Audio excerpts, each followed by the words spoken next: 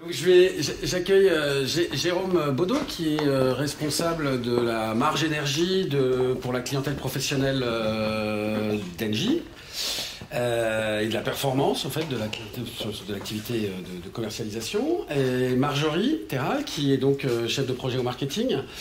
Et puis Philippe Chaunet qui est donc enseignant-chercheur à l'ENSAE en économie industrielle ou microéconomie. Enfin je le laisserai se présenter. Alors, ici, on va parler de quelque chose d'un petit peu particulier, parce que tout à l'heure, on parle d'innovation, de collaboration, et là, on a un mode de collaboration un petit peu différent, et qui s'apparente plus à de l'open innovation, parce que le monde académique, c'est pas que des chercheurs, il y en a, mais c'est pas que des chercheurs, il y a également des étudiants, et alors les étudiants, ils sont en relation avec les chercheurs, mais ils sont de temps en temps aussi en relation avec les entreprises. Et je vais laisser donc Jérôme, Marjorie et Philippe nous en parler. Oui, bonjour à tous. Merci Benoît, merci pour ton invitation à ce Research Innovation Day, pour nous permettre de présenter ce Business Data Challenge. Alors, avant de rentrer dans la définition de ce Business Data Challenge, c'est peut-être juste vous présenter un peu le contexte de qui nous sommes au sein de la direction des clients professionnels. La direction des clients professionnels, c'est une des directions d'Engie qui est en charge de commercialiser des contrats énergie, gaz et électricité aux clients petits professionnels. Alors, qui sont les clients petits professionnels? Ce sont tous les clients, ce sont tous les commerçants que vous allez trouver au bas des immeubles, les boulangers, les charcutiers, les agriculteurs, les professionnels de santé. Et donc nous, notre objectif, notre ambition au sein de la direction des clients professionnels, c'est bien évidemment de leur vendre des contrats, de leur vendre des services, mais c'est aussi de les accompagner dans la transition zéro carbone. Et cet accompagnement dans la transition zéro carbone, ça va passer par plusieurs choses. Première chose qui va être d'abord de vendre de l'énergie décarbonée.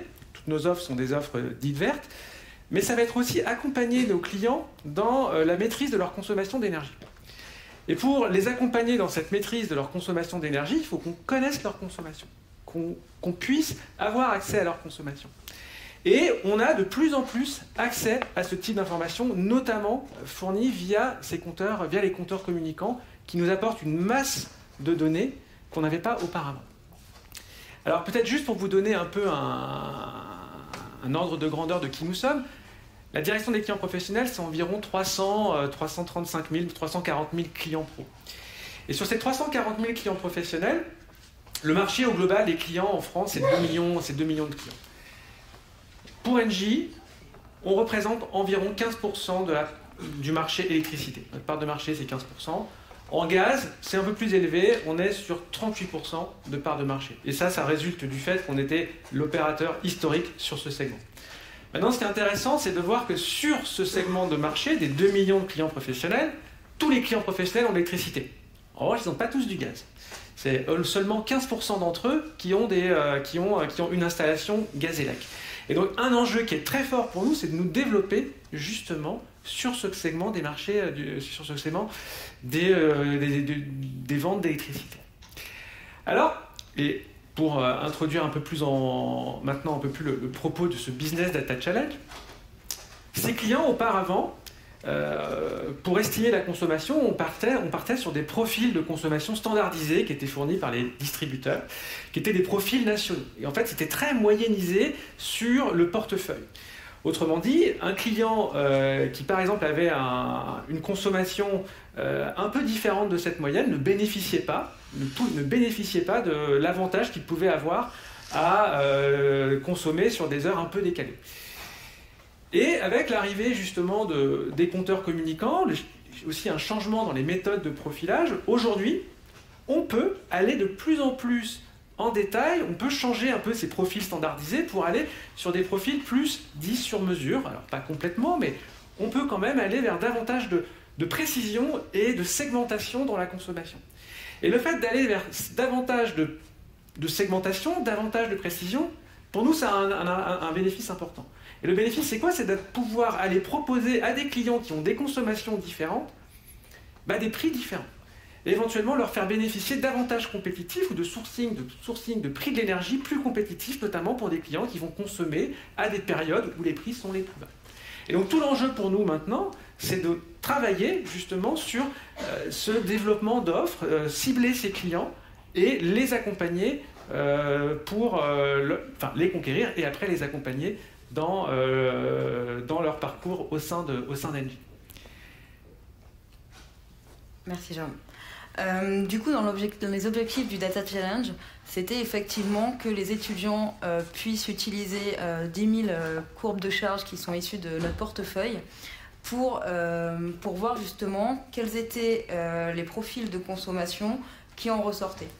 L'idée, c'était donc dans un premier temps d'étudier donc ces courbes de charge pour voir les différents comportements et voir s'il y avait des clusters qu'on pouvait identifier avec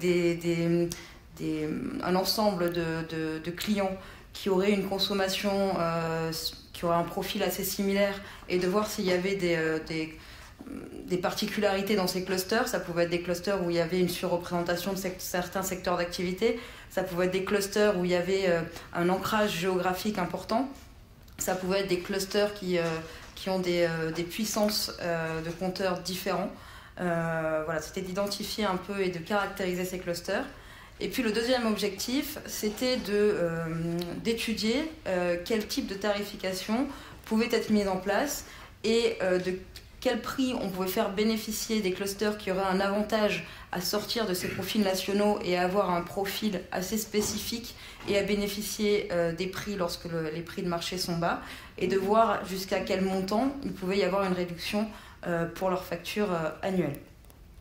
Donc ce qu'on leur avait demandé en termes de livrables, c'était d'avoir des structures tarifaires avec des calendriers associés pour certains types de clusters. C'était donc d'estimer le gain qu'il pouvait y avoir sur leur facture, et c'était d'estimer pour Engie quelle était la possibilité d'augmentation de notre conquête et de notre portefeuille. Et c'est pour ça aussi qu'il y avait une volonté de ne pas avoir forcément de clusters qui soient sur des marchés de niche, sur vraiment des tout petits volumes de clients. Donc la manière dont ça s'est organisé, donc on avait 5 groupes de 5 étudiants de l'ENSAE. Il y avait deux intervenants de Datastorm. Côté Engie, il y avait donc 2 personnes vraiment attitrées, l'une côté data qui n'est pas là aujourd'hui, une côté marketing stratégique, donc de mon côté, et puis une collaboration après donc avec aussi Jérôme et d'autres personnes au sein d'Engie qui rentrent dans ces réflexions sur les nouvelles offres et la compréhension de la consommation de nos clients. Et puis 2 enseignants-chercheurs en tant que coach. Donc ça a été lancé en décembre 2021. Il y a eu donc des réunions avec les coachs. Et ensuite, en décembre 2020, pardon, je pense que c'est et donc ensuite, depuis janvier, entre janvier et avril, il y a eu 3 ateliers de travail qui réunissaient donc Engie, Datastorm et les étudiants, qui ont permis un petit peu d'orienter les travaux si on voyait qu'il y avait peut-être des pistes qui n'étaient pas explorées ou s'il y avait besoin de réorienter un petit peu. Et puis la soutenance finale s'est tenue le 4 mai 2021 avec comme représentants du membre du jury des membres de Datastorm, d'Engie et de l'ENSAE. Et donc il y a eu le choix d'un groupe gagnant sur les 5 avec une remise de prix. Et ce qui est intéressant aussi, c'est que ce groupe gagnant, 2 mois après à peu près, est intervenu donc, au sein de notre direction, au sein d'un comité de pilotage des offres et de notre stratégie, pour justement exposer ces résultats et contribuer du coup à notre réflexion. Donc rapidement sur les résultats obtenus, donc il y a eu donc d'abord un travail de collaboration entre Engie et Datastorm pour faire en sorte que les données sources soient le plus sécurisées possible et avec la meilleure qualité possible, donc avec le fait de retirer les données aberrantes, etc. Et ensuite, donc, on a eu les résultats des 5 groupes qui ont contribué pour nous à comprendre comment fonctionne quels sont les profils de consommation de notre portefeuille. Donc il y a eu différents calendriers qui nous ont été proposés avec différents clusters. Et donc on a pu aussi, on avait certaines intuitions, mais ça a permis aussi de quantifier ces intuitions et de les valider ou de les infirmer. Donc c'était aussi intéressant pour ça. Et puis ça a introduit de nouvelles problématiques sur justement comment on façonne exactement nos calendriers, quel niveau de prix on peut mettre pour quel bénéfice pour les clients, etc. Et donc du coup maintenant on a quand même une certaine idée des ordres de grandeur et des types de calendriers et de cibles de clients qu'on peut toucher. Et donc ça va nous aider pour la construction de notre future gamme d'offres. Et du coup aussi pour cette complexification de notre gamme d'offres et complexification, mais il faut que ce soit simple aussi pour le client, donc il y a aussi cet enjeu-là. Je te laisse poursuivre. Alors, concernant cette collaboration qui était aussi un peu nouvelle pour nous, on n'avait jamais fait ça, hein, donc c'était aussi une expérimentation pour Engie. Alors, qu'est-ce qu'on peut en tirer, pour Engie DCP, je précise, qu'est-ce qu'on peut tirer, nous, de cette coopération? Alors déjà, c'est le renforcement des liens avec une école de référence, l'ENSAE, et pour nous, c'est bien d'avoir aussi ces liens, ces contacts avec ce monde académique, avec des étudiants, parce qu'on a aussi besoin d'avoir des contacts pour faire inciter éventuellement les étudiants à venir chez nous. Donc ça, c'est un premier point. Le deuxième point, c'était un peu un regard neuf. Marjorie disait tout à l'heure qu'on avait quand même quelques idées sur le sujet, mais c'est bien d'avoir aussi un regard neuf, d'avoir des gens qui arrivent, qui ne connaissent pas le sujet, parce que la plupart d'entre eux ne connaissaient pas le sujet, et avoir un peu ce regard critique, un peu différent, pas forcément perturbé par des prismes de pensée, et donc c'était intéressant d'avoir cette vision. Et aussi un point, c'est le temps. C'est le fait qu'on a eu pendant ces 4 mois 5 groupes qui ont travaillé sur ce sujet. 4 mois, c'est quand même du temps pour travailler, pour phosphorer. Et c'est vrai que dans le monde de l'entreprise, on est quand même souvent dans des livrables, dans des projets, dans des nouveaux projets, dans des priorisations qui doivent se revoir en permanence. Et la course au temps est un enjeu. Et donc là, on avait un peu ce temps avec ces étudiants qui nous ont aussi permis de travailler avec nous sur des sujets qui sont des sujets complexes. Donc du coup, les facteurs qui ont fait que ce challenge a aussi été un succès, c'est déjà qu'il y a eu ces temps d'échange réguliers avec les étudiants. C'était primordial parce que je pense que justement on a beaucoup parlé du monde académique et du monde de l'entreprise, et il fallait ces temps-là aussi pour qu'ils puissent avoir la bonne compréhension, et que nous aussi. Et je suis d'accord que les intermédiaires nous ont beaucoup aidés aussi pour avoir ces bons échanges au bon niveau. Il y a eu aussi donc des bases de données qui étaient de qualité, documentées, et qui ont permis d'avoir une analyse assez fine et sur une base de données suffisamment avec un volume suffisant. Et puis un sponsorship du management pour montrer aussi l'importance du programme qui a été montré dès le kick-off, dès le lancement de ce challenge. Nous aussi au sein d'Engie, donc ça a été partagé au sein de la DCP. Ça aussi, il y a plusieurs parties prenantes de la DCP qui ont regardé les résultats de ce programme, et même au-delà de la DCP, au sein des autres entités d'Engie, ces résultats ont été sollicités. Alors peut-être sur les points d'attention, et c'est des choses qui font un peu écho à ce qu'on a vu, ce qui a été dit déjà dans la keynote ou même précédemment, c'est la capacité justement de rendre un peu palpable ces résultats et de les actionner d'un point de vue économique. C'est-à-dire qu'il y avait beaucoup de données très empiriques qu'il faut confronter à des réalités de marché, à une réalité de ce qu'est un client en électricité, etc. Et donc du coup, ça manquait peut-être un petit peu sur la fin de la compréhension des enjeux économiques sur lesquels on souhaitait aboutir, même si des groupes l'ont fait avec suffisamment d'aisance selon les groupes. Voilà. Merci beaucoup pour cette présentation. le dernier point que tu viens de mentionner m'intéresse et j'aimerais avoir l'avis de Philippe là-dessus. Ils ont compris, les étudiants? Ils ont compris, mais c'est vrai qu'ils ont pu être déstabilisés au départ, parce que le problème, mine de rien, posé était assez... Le problème de tarification, donc là vous avez vu qu'on est dans un problème de tarification, donc un problème économique, pouvait être un peu déconcertant, je dirais, dans l'approche traditionnelle en économie. On joue sur des niveaux de prix qui vous positionnent par rapport à la concurrence et qui déterminent la demande. Ici, vous avez compris que le sujet, c'était un sujet de déterminer les calendriers. Hein, c'était que et des contrats. Et ces contrats étaient valorisés en gros au prix de marché, c'est-à-dire au coût pour l'opérateur. Donc on était dans une logique mark-to-market, comme on dit. Hein. Et les prix découlaient en fait des calendriers d'un côté et des groupes de clients, hein, la segmentation des profils de consommation de l'autre. Hein. Et donc le problème était quand même assez... Enfin, la structure économique du problème, et statistique en même temps d'ailleurs, était assez compliquée et potentiellement déconcertante. Et il fallait déterminer une segmentation d'un côté des profils de clients et de l'autre côté une segmentation finalement des heures, hein, des 8760 heures que comporte une année, hein, pour déterminer des calendriers. Et ces deux,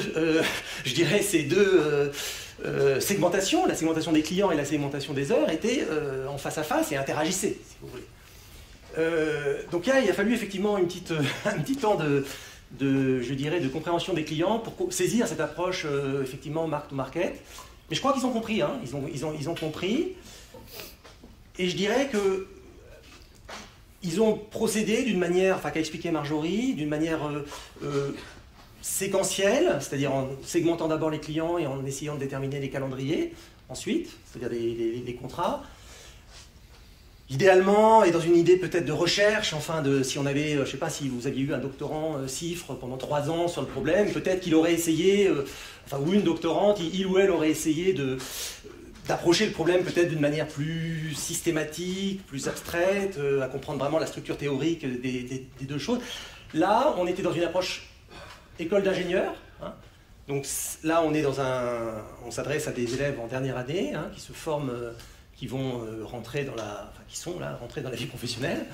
Et donc, il fallait effectivement délivrer quelque chose, même si c'était pas... Il ne fallait pas délivrer une solution clé en main immédiatement implémentable par la DCP, c'était pas le sujet, on était moins peut-être que dans le premier panel. Là, on était dans une approche peut-être plus R&D, hein, donc une approche étude un peu, exploration, une approche exploratoire. Mais enfin, il fallait quand même en 4 mois, alors 4 mois c'est à la fois beaucoup et pas beaucoup, il fallait en 4 mois comprendre effectivement la structure fondamentale du problème et puis délivrer effectivement un clustering, une segmentation des clients et quand même des exemples de tarifs, de calendriers qui effectivement apportent de la valeur pour le client et pour l'opérateur. Et donc ils l'ont fait par une approche un peu empirique, séquentielle, où d'abord on clusterise les clients et ensuite on cherche les calendriers. Effectivement, du coup, on n'est pas complètement sûr que c'est parfaitement optimisé, que tout est complètement robuste, etc. Mais enfin, ça délivre un résultat. Et moi, je pense, j'étais assez content du résultat, et je crois la DCP aussi. Ça ne veut pas dire que l'histoire est finie. C'est vrai que le problème est tellement riche que je pense qu'on pouvait... il y aurait matière à continuer. Voilà. L'histoire n'est pas finie. Et du coup, là, donc ils ont compris.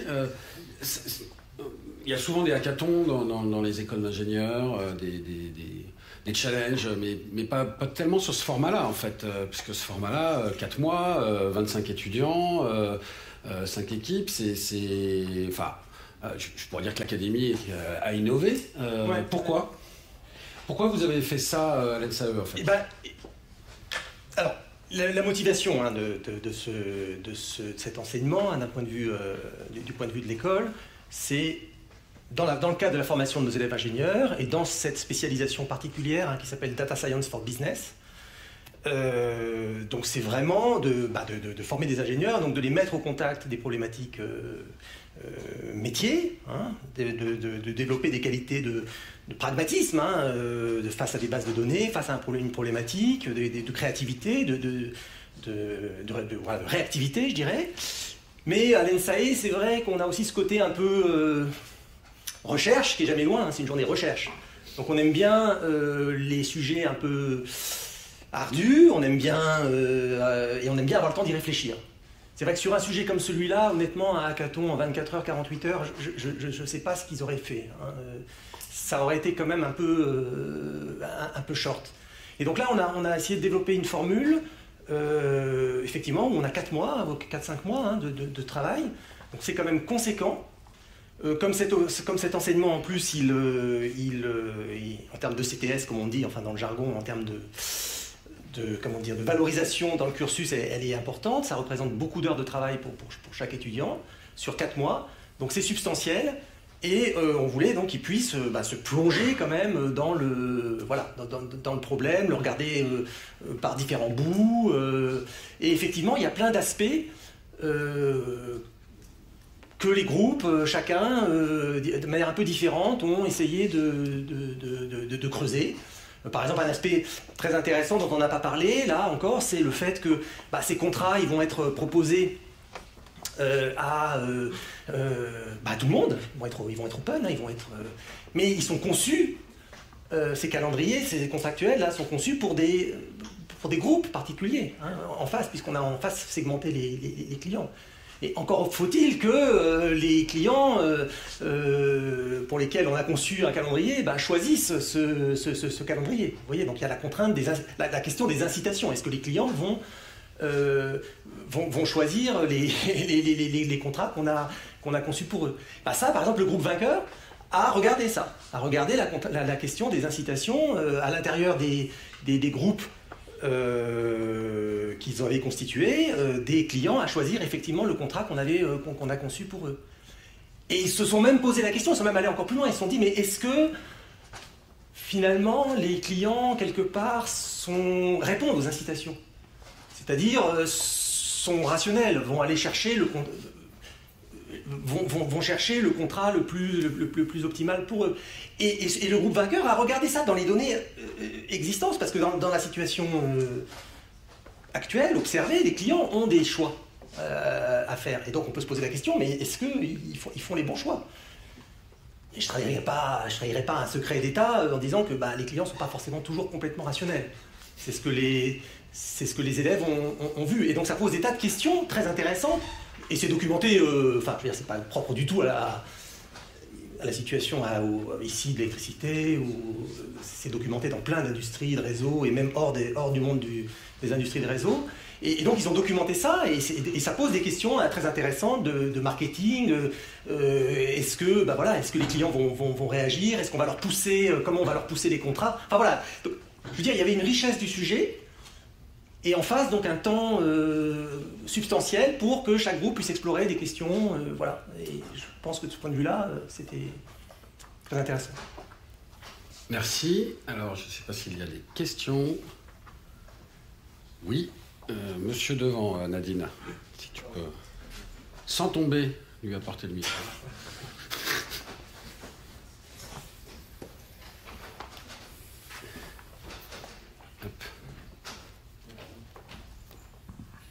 Merci. Oui, moi j'ai une question, c'est côté plutôt business, c'est-à-dire que là on cherche à faire des offres qui satisfont les clients, mais est-ce qu'on a aussi pris en compte un peu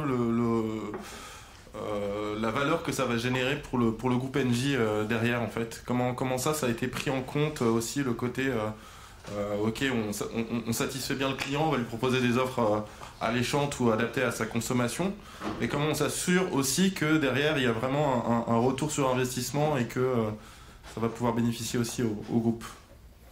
Alors je vais faire une réponse en 2 temps. Première réponse, ce qui est intéressant, ce qui est important aussi, c'est si la concurrence le fait, si on ne le fait pas, on ne sera pas dans le marché.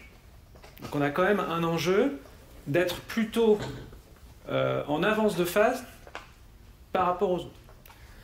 Ensuite, la valeur pour NJ, c'est, j'ai dit tout à l'heure, qu'un de nos enjeux aussi, c'est d'accompagner les clients dans la transition zéro carbone, de leur apporter des solutions.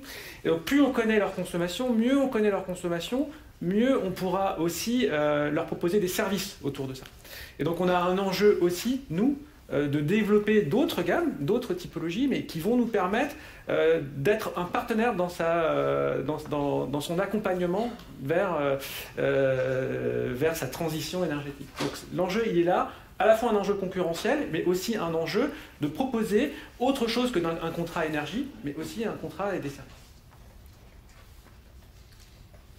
Oui, cet enjeu concurrentiel il est très intéressant et on l'a discuté pendant la réunion la réunion de lancement, comme kick-off, c'est pas très joli. Et les élèves ont... Enfin, ce que vous dites, c'était un point dont on a beaucoup discuté. Cette question de... C'est exactement ça. Vous voyez qu'il y a un sujet potentiellement de déstabilisation des portefeuilles. Si au sein d'un portefeuille, vous avez des gens qui, quelque part, subventionnent des clients qui subventionnent d'autres, et ben ces clients-là, très clairement, il y a de la valeur à créer avec eux. Et effectivement, si l'opérateur propose pas une solution pour eux, et ben très clairement, ils vont être écrémés, ces clients, par la concurrence. Et donc, ce sujet de subvention croisée était vraiment, au sein du portefeuille, c'était ça, en fait. En réalité, le fond du sujet, c'était de détecter les subventions croisées au sein d'un portefeuille au travers de ces calendriers qu'on construisait par ailleurs ou en même temps, d'ailleurs. Vous voyez que c'était assez subtil comme problématique.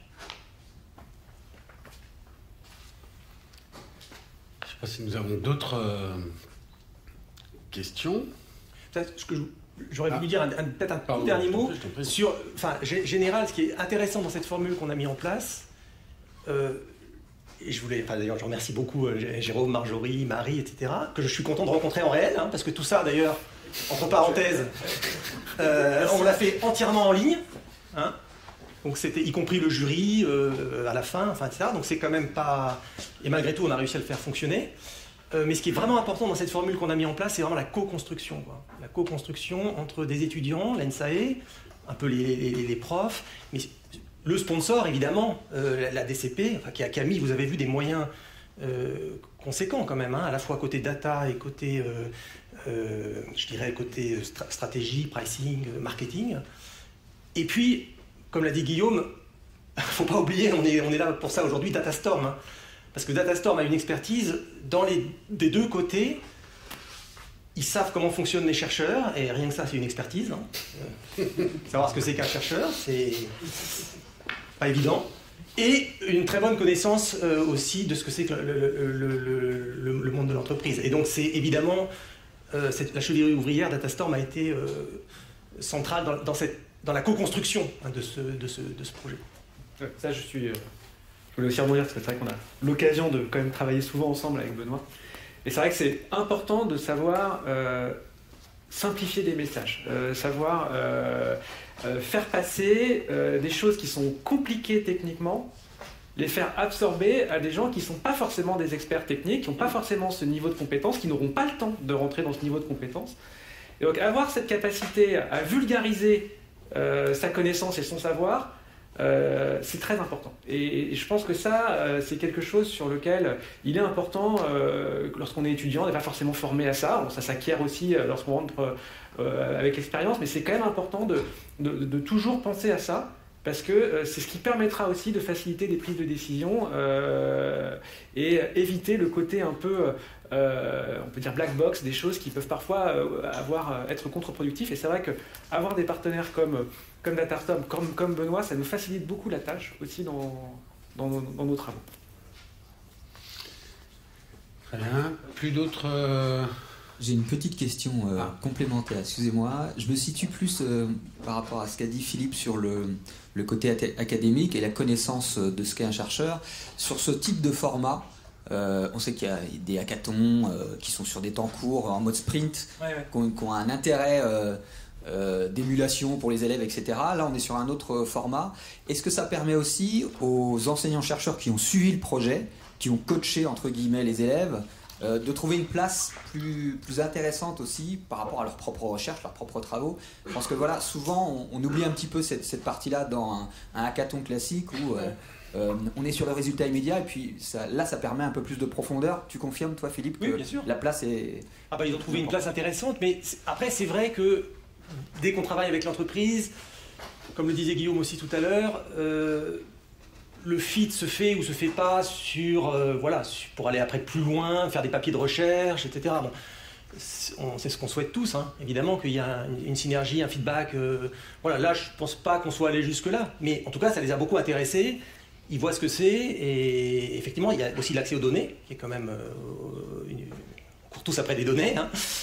Donc voilà, il y a plein de synergies possibles côté recherche aussi.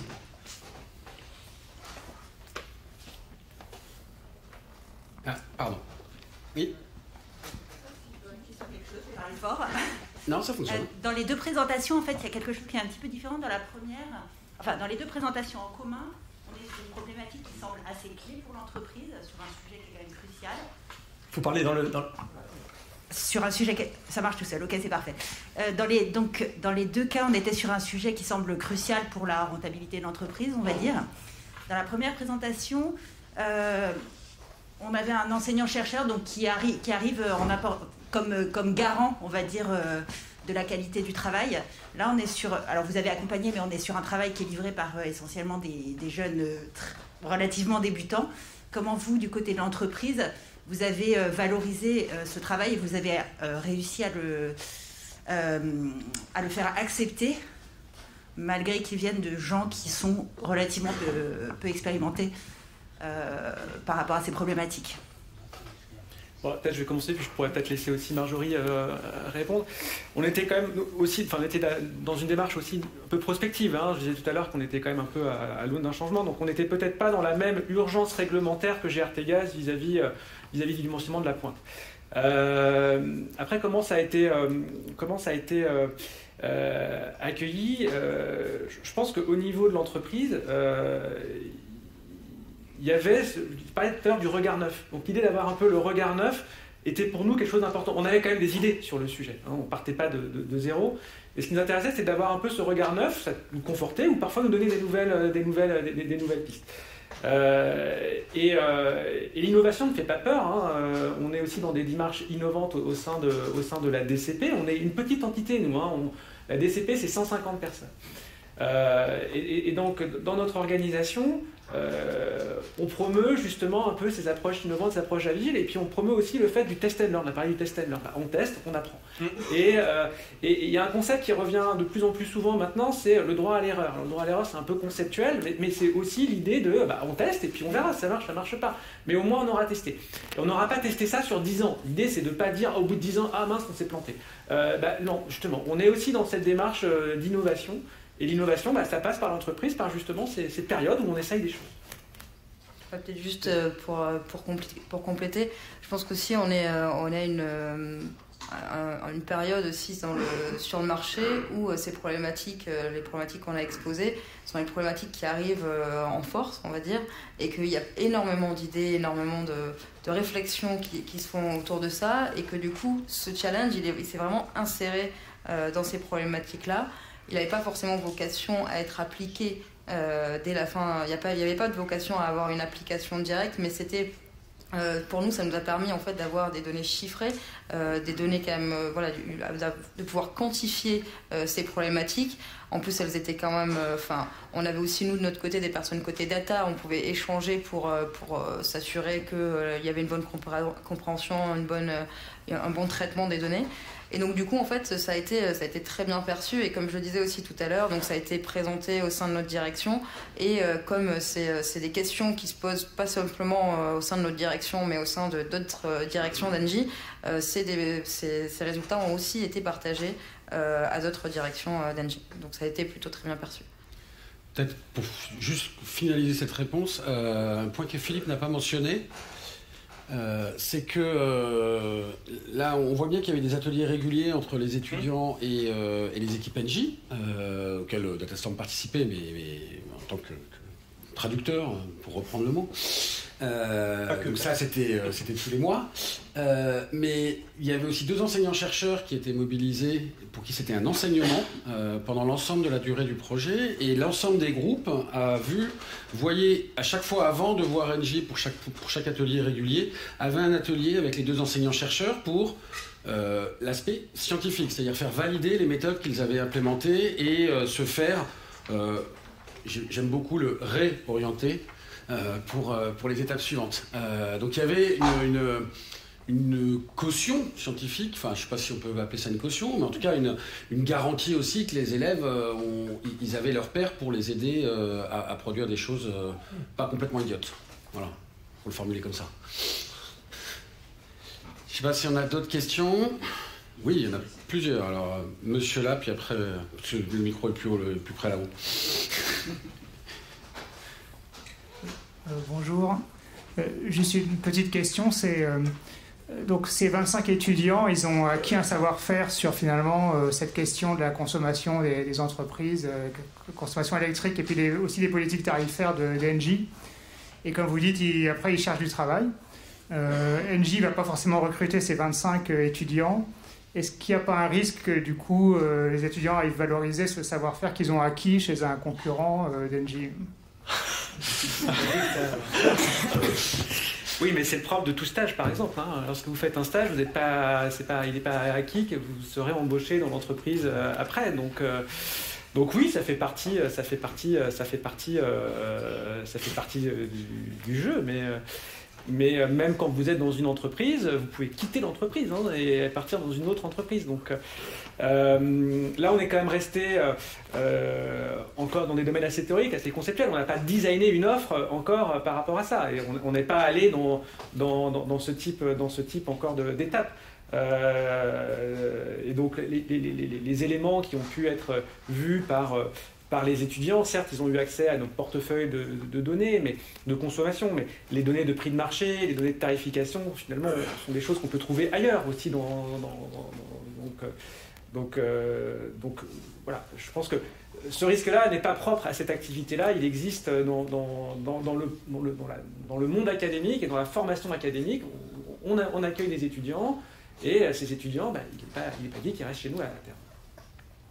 Ils ont signé un NDA. Mais c'est vrai qu'on n'en est pas quand même à faire signer des clauses de non-concurrence à nos étudiants. Ça serait peut-être un peu anticoncurrentiel quand même. Merci. Il y a encore une question. Moi j'ai deux petites questions en fait, pour rebondir en fait sur l'avant-dernière question. Première question, déjà en fait, est-ce que l'équipe data en fait s'est saisie un peu des résultats qu'a généré en fait cette équipe dédiée quelque part en fait. Du coup, pour en faire quelque chose, pour passer à l'échelle potentiellement, peut-être pas tout de suite, mais peut-être dans un futur soit lointain, soit à moyen terme. Et puis j'ai une deuxième question qui est en fait, est-ce que vous allez reproduire en fait ce type de collaboration, en fait ce type de format? Est-ce que vous trouvez ça en fait justement utile? Est-ce que vous allez le faire par exemple pour les prochaines promos? Voilà. Alors, je vais peut-être prendre la réponse à la première question, puis Marjorie aussi, tu n'hésites pas à compléter. Donc oui, l'équipe data, elle s'est saisie des travaux, parce qu'en fait, comme disait Marjorie, côté Engie, il y avait essentiellement deux personnes qui étaient très présentes dans l'animation avec les étudiants. Donc, il y avait Marjorie, sur l'aspect marketing stratégique, et il y avait Marie Payat, qui n'est pas là aujourd'hui, mais qui est la responsable de l'équipe data de la DCP, et qui était très présente aussi dans l'animation. Et du coup, pour la suite, on n'a pas encore mis à échelle, parce que comme on n'a pas encore conceptualisé les offres à proprement parler, néanmoins, effectivement, on va récupérer ces éléments qui ont été faits. Et aujourd'hui, on est dans une étape de cadrage de ce que ça pourrait être. Mais après, quand on sera dans une phase vraiment de formalisation de l'offre, c'est là où vraiment on va pouvoir réexploiter l'ensemble de ces résultats. Et code, puisque les élèves ont fourni des codes documentés. Ça fait partie ils étaient censés quand même faire une prestation un peu professionnelle, à la fois à l'écrit, un rapport, une prestation orale, et puis donc des codes documentés. Pour la suite, oui, on a vraiment envie que ça continue. Moi, je crois que c'est vraiment très très formateur pour nos élèves. Et ils sont contents, il faut le dire. Parce qu'on évalue aussi nos enseignements au travers du retour des élèves. Ils sont très contents, pas seulement ceux qui ont gagné un iPad, parce que ça c'est déjà une motivation, mais même les autres, ils sont contents, et donc effectivement oui, on est très très, on a vraiment très envie que ce modèle continue. Oui. Bien, encore une dernière question, puis après on va Petite question pour NJ. Est-ce que NJ a l'intention de rendre public un jeu de données issu de Linky, enfin anonymisé évidemment, pour faire bénéficier la recherche et l'académie compte tenu de l'importance de la question? Alors, je ne vais pas répondre à cette question parce que je n'ai pas la réponse. Donc je ne pourrais pas répondre à cette question.